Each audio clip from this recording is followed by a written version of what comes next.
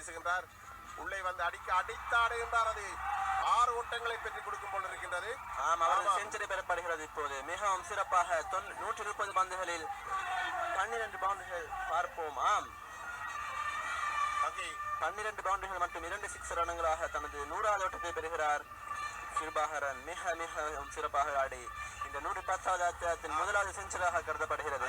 மைதானம் சூழ கிரிக்கெட் ரசிகர்கள் உள் சென்று அவருக்கு உற்சாகத்தை செய்து கொண்டிருக்கின்ற காட்சியை பார்க்கிறோம்.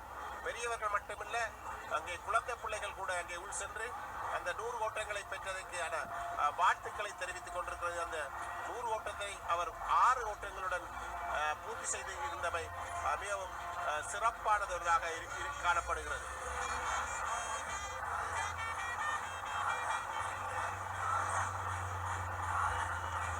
மிக சிறப்பாக விளையாடினர்.